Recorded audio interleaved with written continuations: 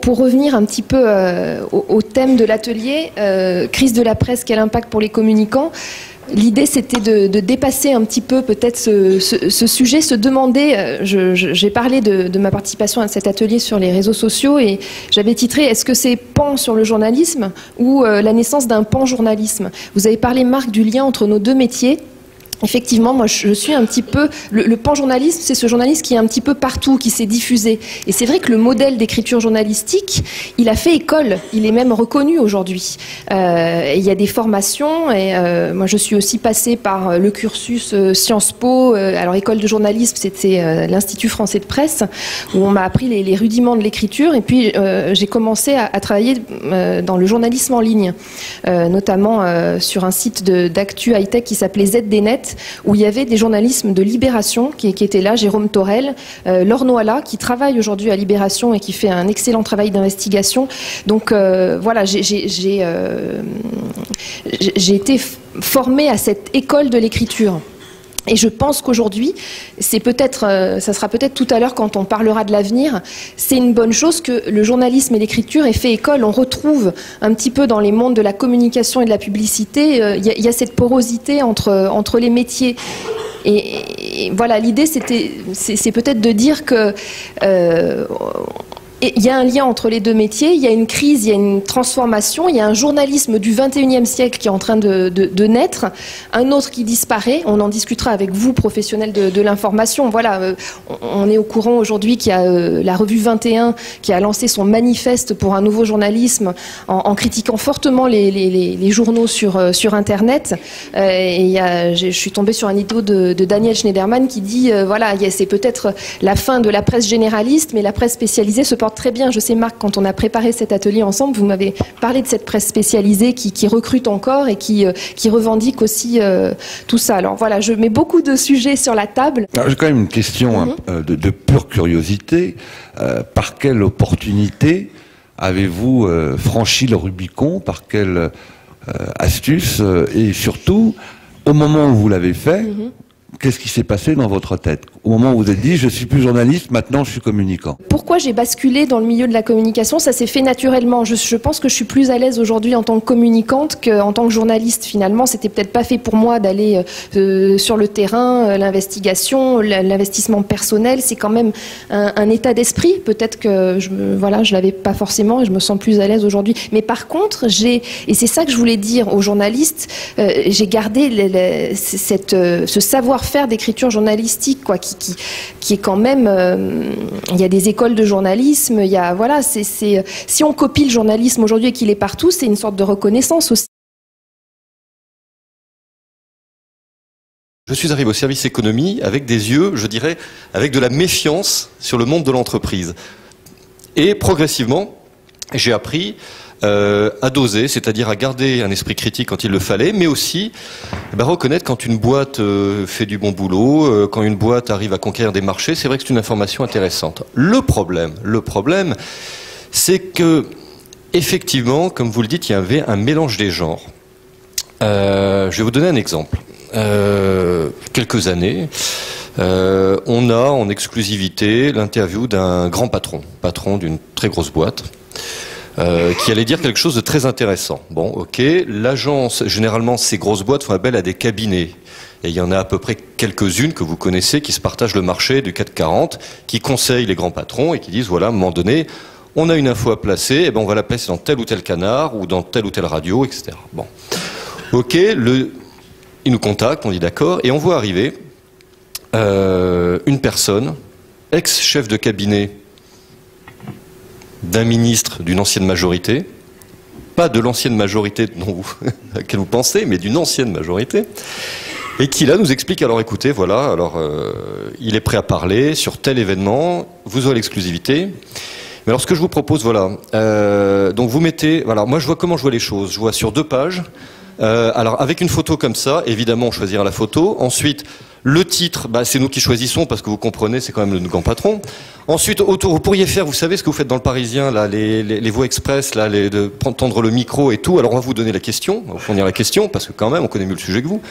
Et on était là, on la regardait, on dit c'est pas possible. C'est une plaisanterie, on a l'impression que ça y est, il y a la caméra cachée qui va nous dire. Et non, elle continuait, et à un moment donné, on l'a laissé parler poliment, et on a dit, écoutez, sincèrement, autant ce que dit ce grand patron, c'est vrai que c'est intéressant, mais alors là, hein, vous pouvez vous brosser, bon, on l'a dit gentiment, hein, sur avoir les 2 pages, et la une, oubliez. La Voie Express, ça se décide pas comme ça, et si vous voulez, à ce moment-là, on vous donne les clés du journal, et puis vous faites le journal. Et cette personne qui était je peux vous dire, c'était non seulement une communicante d'un ancien ministre, et je vous donnerai pas le nom, qui travaillait dans ce cabinet de communication qui était très bien payé, s'était pris, mais vraiment de façon... C'est tout le contraire. Voilà, il fallait surtout pas faire ça. Voilà. Donc voilà, l'anecdote, elle est là. Alors on a refusé, bien évidemment. Maintenant, il faut savoir qu'il ne faut pas être non plus naïf. Quand vous voyez des scoops qui touchent le monde de l'entreprise, très souvent, l'ADN de ce scoop, il a 2 origines, cet ADN, la traçabilité. Soit c'est quelque chose que l'entreprise a voulu faire passer, a voulu faire fuiter, et c'est très bien pour le média, puisque le média, il y aura des reprises ensuite. Ou alors, c'est un scoop que le journaliste a lui-même déniché. Et c'est très important cette traçabilité, parce qu'à partir du moment où vous identifiez cette traçabilité, vous savez déjà pourquoi cette information est passée. Et ça, effectivement, il faut être extrêmement vigilant. Alors, cette contamination de la communication sur le journalisme, oui, on l'a vu. Je pense qu'en tant que journaliste, il faut avoir des garde-fous. Vous savez, nous, j'avais l'habitude, et je vais en rester là, pas monopoliser, mais pour moi, j'avais l'impression que le journalisme économique, c'est comme un bateau, vous savez, sur un fleuve, et vous avez 2 rives.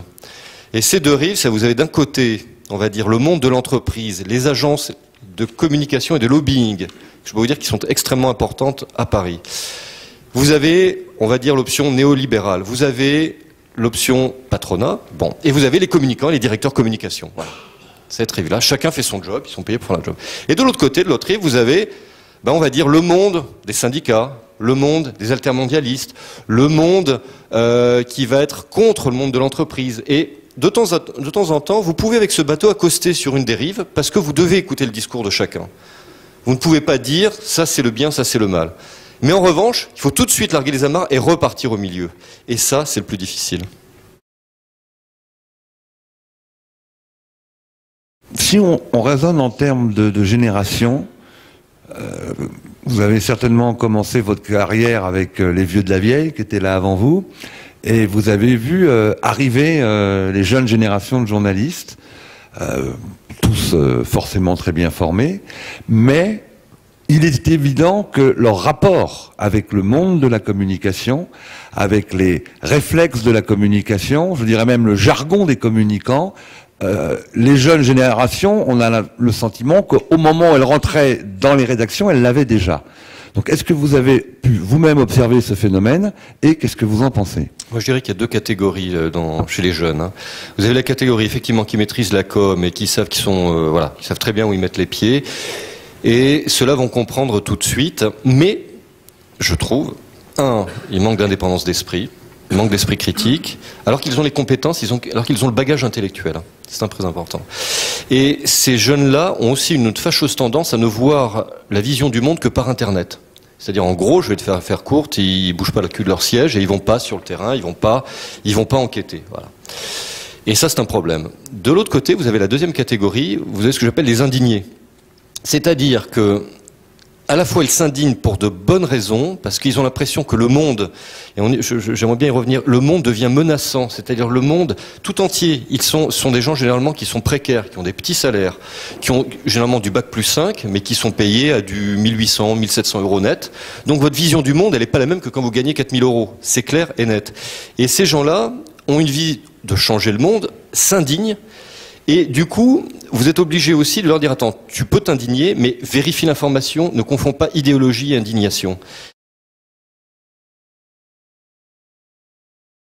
La crise de la presse, elle est l'illustration de la crise aujourd'hui des institutions et de l'opinion, et de la façon dont l'opinion se crée aujourd'hui. Et le problème réel, c'est la désintermédiation et la création de l'opinion publique. Aujourd'hui, nous on le voit bien dans l'entreprise, on peut dire que si, même si je suis pas très vieux, j'ai appris que grosso modo, l'opinion se faisait dans les médias, c'est ce que j'ai appris, donc il fallait qu'on donne l'information, voilà, c'est pas tout à fait la réalité. Aujourd'hui, on voit bien que l'opinion, elle se fait dans la rue. Alors la rue, c'est Internet, c'est la rue, c'est toutes les autres sources d'information. Et je pense qu'aujourd'hui, nous, la difficulté que nous avons à travailler avec les médias aujourd'hui, la première difficulté, c'est que quand on a affaire à un journaliste, on ne sait pas s'il va faire du live blogging, s'il va faire un article de fond, s'il va faire une dépêche sur le site internet de son média, s'il va tweeter. Donc on ne sait plus en fait aujourd'hui de côté de l'entreprise. Cette crise de la presse, nous impacte nous communicants, et je pense que nous, l'entreprise aussi, a impacté la presse parce que je pense qu'il y a une crise de la publicité, il y a une crise du marketing qui fait qu'aujourd'hui on a mélangé, on a considéré que tout ça était dans un même panier. Aujourd'hui dans l'entreprise, nous sommes parfois, sans chercher à être les alliés de la presse, parce que nous, on est des partenaires comme les autres, mais on ne cherche pas à ce que l'entreprise soit perçue comme un allié. En revanche, parfois, on peut être les alliés des journalistes à l'intérieur de l'entreprise, parce qu'on est peut-être aujourd'hui ceux qui cherchent à ce que l'entreprise, dans l'ensemble de ses relations, ait une attitude et un comportement responsable, une communication qui soit responsable. Je pense qu'aujourd'hui, la problématique de la communication des entreprises, elle ne se situe pas entre la publicité à proprement parler sur tel support ou sur tel média. Et ce sujet, c'est où est-ce que je vais donner du sens à ma communication, du contenu. Et je pense qu'aujourd'hui, l'enjeu, il est à ce niveau-là. C'est-à-dire que moi, aujourd'hui, j'ai aucun problème pour aller voir un média en région et lui dire, eh ben, plutôt que de diffuser mon magazine d'entreprise à 200 000 exemplaires parce que j'ai les moyens de le faire, parce que je vais le payer, mais dans un style journalistique, et d'ailleurs je vais la majorité du temps employer des journalistes pour l'écrire et le diffuser, ben, je préfère qu'on soit dans de la coproduction. Alors c'est vrai, c'est un journaliste qui est peut-être pas un journaliste d'investigation, c'est peut-être un tout petit peu différent, mais moi aujourd'hui je préfère travailler en travaillant sur du sens, sur des grands projets, et sur lesquels il y a une coproduction, à un moment qui soit fait dans le respect d'une communication responsable, où on est dans un objectif d'information de la population. Je pense que là, il y a des nouveaux médias, il y a des nouveaux supports d'investissement pour les entreprises, pour créer du sens et du contenu, et où je pense que communicants et journalistes, on a à penser à notre écosystème global et à nos différentes parties prenantes. Alors dans la salle, oui, Eric, oui. Il y a quand même une chose, ayez en tête quand même, qu'il y a un bouleversement total dans les jeunes générations sur la perception de l'information. Et si j'avais juste un exemple, regardez le Petit Journal, qui a ringardisé, mais quand je vous dis ringardisé, je pèse mes mots, un certain type de journalisme, de complaisance, de connivence, de communication à la papa. Et c'est pas tant ce que fait le Petit Journal, c'est tout l'esprit qu'il y a derrière, l'esprit bref et tout ça. Et ça, les jeunes générations, elles ne vont plus absorber l'information communicante comme avant. C'est terminé. Les mots-clés, c'est méfiance envers les institutions, esprit de dérision. Et ça, l'esprit de dérision, personne ne l'a vu venir. Et on est nous, les journalistes, les premiers touchés. Regardez le Petit Journal, on s'en prend plein la gueule.